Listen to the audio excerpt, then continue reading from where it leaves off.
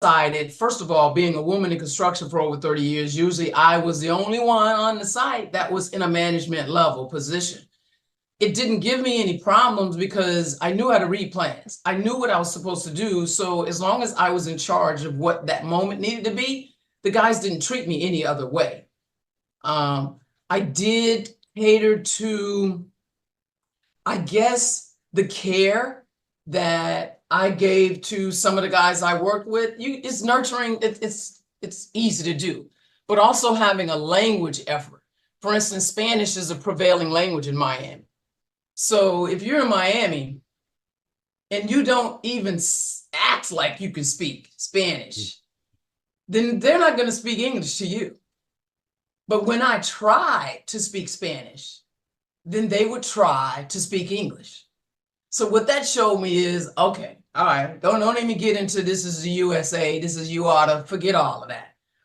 Get whatever language help you can get to do your job. So I speak construction Spanish.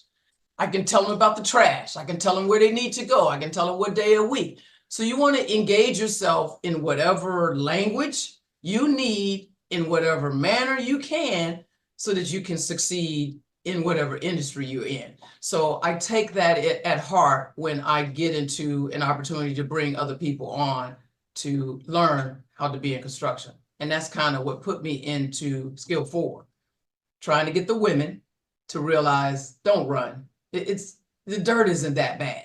You can go take a shower. You're talking about getting opportunities that are so few. There's less than 12% women in the construction industry, period. United States, 12%, really? And what has happened is there was a company that called me recently and said, Apryl, I heard you're training women in construction. We want a girl. We want a girl to be a superintendent. They're a hotel renovations company. We need a girl. We found out that women superintendents are more detailed. They're just more meticulous. And we like that, and we need that in hotel renovations. I sent them one. But I also heard electricians say they like women because, one, their hands are a little smaller, but two, they just are so much more detailed and focused. Now, I'm not saying all women are that, but the consistency of what has been found is that women are bringing something to the industry that the men are now recognizing, and they want it around.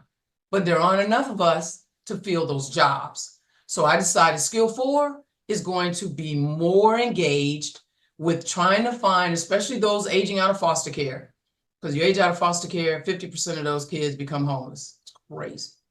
So we want to try to help grab that before they get to that point.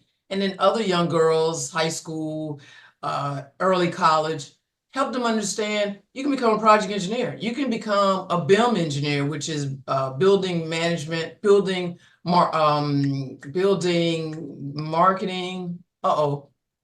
BMI, building material, I'm messing up. I actually forgot what BMI means. Building, it's a type of software that's gonna, building modeling. So it's gonna a type of software that's gonna allow you to use a computer to put an entire system in 3D. But anyway, that's what I want to do. I want to be able to allow people to recognize that construction opportunities are vast, and the industry right now is suffering. For every 4 that's retiring, only 1 is replacing them. So that's my give back, is to help them recognize the opportunities are there. Hello everyone, join us on an exciting journey with Explore the World Cameroon. London and Sydney go take you explore Cameroon, the heart of Africa. Experience the vibrant culture, nature and traditions, from Yaoundé market to rainforest adventures. Every page na new discovery. Join the Cameroonian food, music and wildlife with our explorers. This book na true celebration of Cameroon spirit. Get your copy now. Available on Amazon, Barnes & Noble, and through your library and bookstores via Ingram's Park. Don't miss this adventure. Well, with that, do they have to be in Central Florida with you? Is there any virtual program? Because I've dealt with youth who are in, whether it's drug rehab or psych wards and about to graduate. And it's always interesting, depending on the state. You'll have 17-year-olds say, I am going to, at 18, be a man. And because my mother was on services, I'll be on services, but I'm going to be grown. And they graduate into services. And you're like, hold on, let's get you a job while you're here, or some type of training, which is easier said than done, especially if they have a criminal past, a violent past, but it can be done. Do they have to be in Central Florida? Is there any virtual? And if someone is in foster care right now, how do they tell their social worker how to connect with you right now? Because that's something that is necesito. That's an excellent question. First, BMI is building modeling information. Had to get that correct. Building modeling information. There is a way to do it virtually. So I am a certified NCCER instructor, and we are able to do online classes for what would give the core construction understanding, reading plans, understanding some of the power tools, a safety introduction, some of the processes of where it starts and where it ends, a little bit of career development, and how to deal with people on a job site. The other side is I work with an organization called STEM Exposure. They're out of Tampa. They are currently teaching SketchUp. And I'll give you her information, Robin Donaldson. So they're teaching SketchUp. SketchUp is a base level architectural software. They're teaching it now in Africa, in several different locations in Africa. The last time she had a class, she must have had 100 kids from different continents all over the place in Africa. It's hard to me, calling Africa, the different places in Africa, a state. I think that's an improper. That's wrong. There are individual continents in a large continent. It is an amazing country. So she teaches that online, and because SketchUp is such that it can be interactive. If you're on a screen, she gets a student software for them, and then the kids that are teaching it now are the ones who've learned from her going forward. So she's got kids that are in colleges in Zimbabwe that are now instructors because they decided to become architects.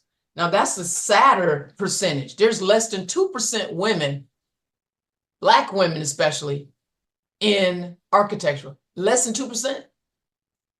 That stat hasn't changed. It hasn't changed in double-digit years. So getting more women in that, and there's so that can be taught online. Now, if they're local, what will happen, though, for the ones that are out of the state, there's a performance evaluation that does have to happen. Now, the performance evaluation, it has to be in person because we got to see how they traverse a ladder. We need to see how they, if they can recognize a power tool. And in some cases, we'll have them to turn it on because we want that safety element understood. That either can be something that I find another organization that works with NCCER there to do the performance evaluations, or we set up something where I can get there. And since most of it will be hybrid, the cost to bring me to do the performance evaluation wouldn't be very high because we talk about a plane ticket and maybe at least a night in a hotel. But for me, the performance evaluation stops at recognizing something.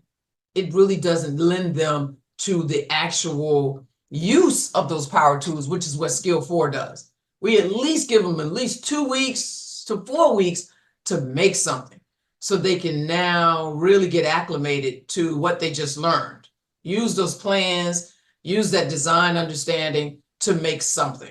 Now they leave that national certification, which is what NCCER is, a national certification that they can take anywhere. When they take that card to someone and say, they see that they've had this training, they come away with an OSHA 10, they come away with an understanding, and they're not going to start at whatever that base level salary is because they know that this kid knows a lot more, and I can fast track them into being a foreman soon. And they won't have to stay in that skill trade as long because they need more managers than anything these days.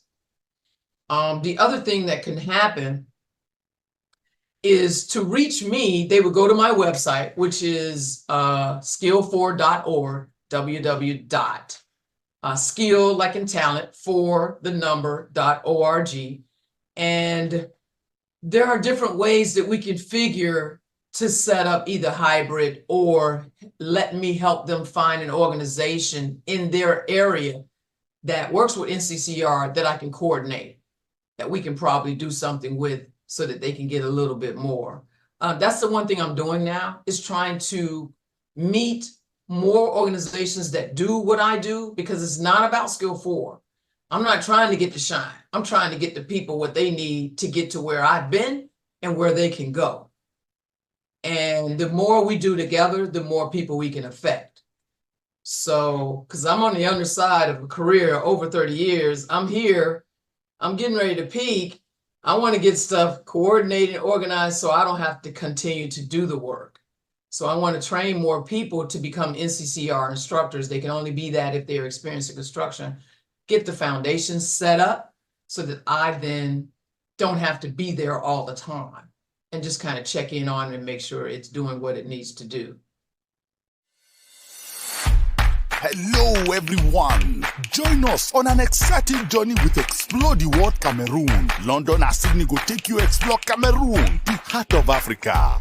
Experience the vibrant culture, nature and traditions from Yaoundé market to rainforest adventures. Every page na new discovery. Join the Cameroonian food, music and wildlife with our explorers. This book na true celebration of Cameroon spirit.